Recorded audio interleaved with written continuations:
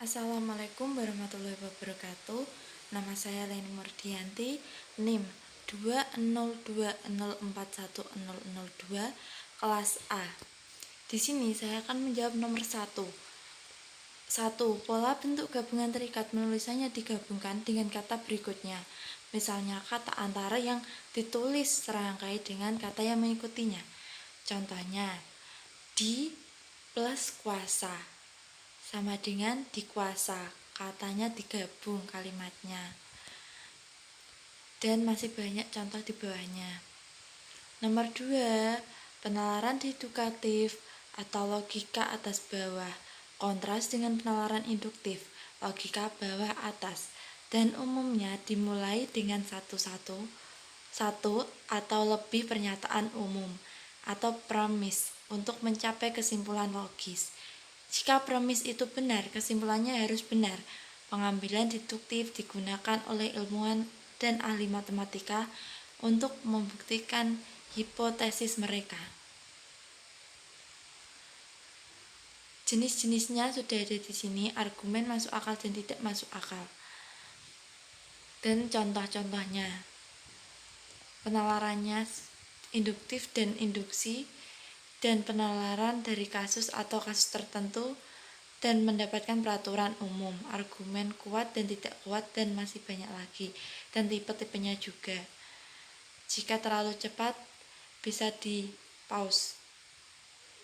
Nomor 3, skripsi. Skripsi merupakan karangan ilmiah yang wajib ditulis oleh mahasiswa sebagai bagian persyaratan akhir pendidikan akademisnya.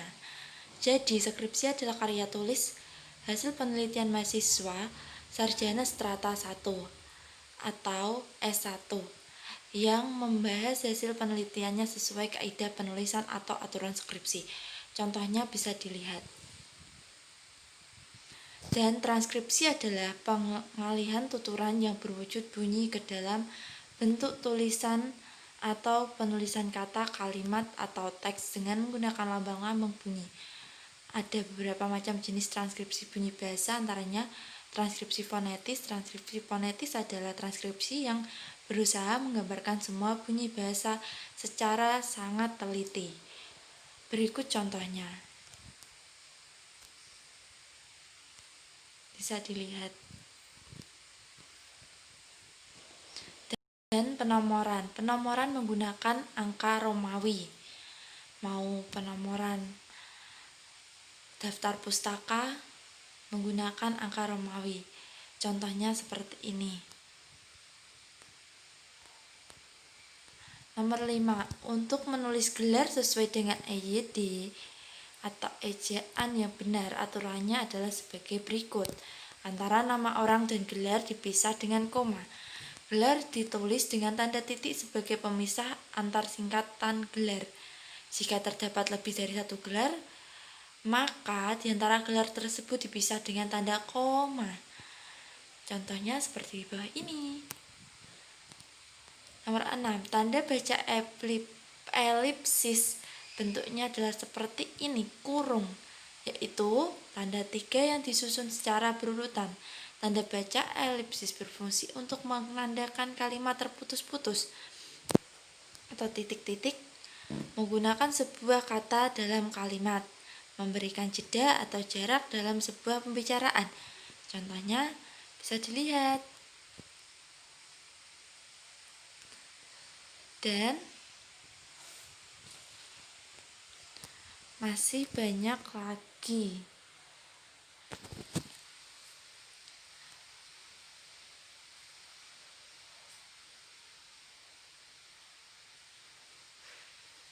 Tanda kurung siku dipakai untuk mengapit huruf kata atau kelompok kata sebagai koreksi atau tambahan atas kesalahan atau kekurangan di dalam naskah asli yang ditulis orang lain. Contohnya seperti sang putra mendengar bunyi gemerisik. D-nya di dalam kurung ya. Tanda kurung dipakai untuk mengapit keterangan atau penjelasan yang bukan bagian utama kalimat. Contohnya, sejak Tranggono yang berjudul Ubud, nama tempat yang terkenal di Bali, ditulis pada tahun 1962.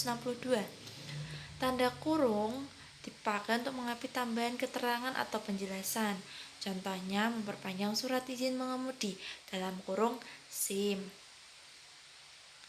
Tanda kurung dipakai untuk mengapit huruf atau kata yang keberadaannya di dalam teks memunculkan atau dihilangkan. Contohnya bisa dibaca ya. Tanda kurung dipakai untuk mengapit huruf atau angka digunakan sebagai penanda pemerincian. Nomor 7, faktor generalisasi. Proses penalaran berdasarkan pengamatan atau sejumlah gejala dengan sifat-sifat tertentu. Definisi analogi adalah penalaran dengan cara membandingkan dua hal yang banyak mengandung persamaan. Dengan kesamaan tersebut dapatlah ditarik kesimpulannya. Contoh paragraf analogi seperti ini ya. Kausalitas sebab akibat proses penalaran yang kausalitas sebab akibat proses penalaran yang diperoleh dari gejala-gejala saling berhubungan. Kausal ada 3 jenis ya, seperti ini contoh paragraf sebab akibat. Dan nomor 8 ada silogisme, adalah sebuah penalaran dedukasi yang dilakukan secara tidak langsung. Silogisme juga dapat diartikan sebagai sebuah argumen dedukatif yang memiliki dua premis dan sebuah kesimpulan. Premis yang ada pada silogisme adalah premis khusus dan premis umum. Contohnya, jika musim kemarau, sungai akan mengering. Dan sekarang sungai mengering. Jika sekarang musim kemarau. Nomor 9, kata konjungsi merupakan kata sambung untuk menghubungkan kata dengan kata, frasa, frasa dengan frasa, atau klausa dengan klausa. Korektif, konjunsi korelatif. Konjungsi korelatif digunakan untuk menghubungkan dua kata, frasa, klausa yang memiliki status konjungsi setara. Contohnya, baik anak kandung maupun anak tiri, ayah selalu memperlakukan secara adil. Dan subordinatif merupakan konjungsi korelatif menghubungkan dua kata, frasa, klausa yang memiliki status konjungsi bertingkat. Contohnya, Rani memukul Tony karena menghinanya di depan teman-temannya. Koordinatif yaitu konjungsi yang hampir sama dengan korelatif. Perbedaannya adalah konjungsi ini terjadi pada klausa-klausa sederhana.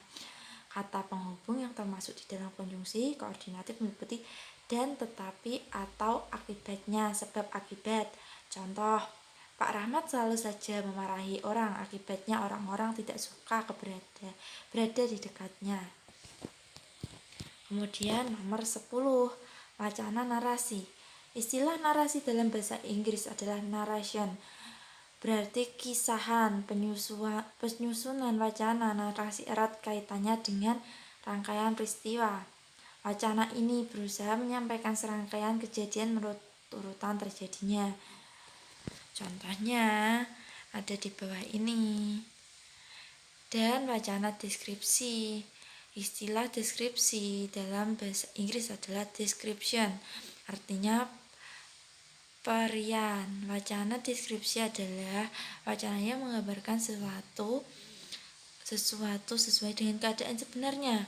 Contohnya sudah ada di sini ya, bisa di pause.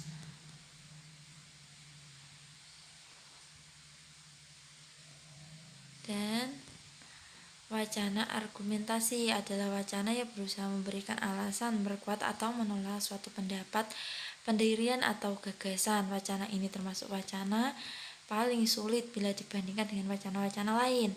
Contohnya, dan wacana persuasi adalah dalam bahasa Inggris adalah persuasion. Merupakan suatu cara yang dilakukan oleh orang yang meyakinkan orang lain agar orang tersebut melakukan apa yang dikehendaki penulis, baik masa sekarang ataupun masa yang akan datang. Contohnya, sudah selesai, terima kasih. Mohon maaf jika ada kesalahan dalam jawaban dan kurang baik dalam penulisan.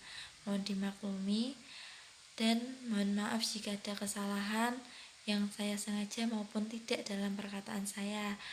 Wassalamualaikum warahmatullahi wabarakatuh.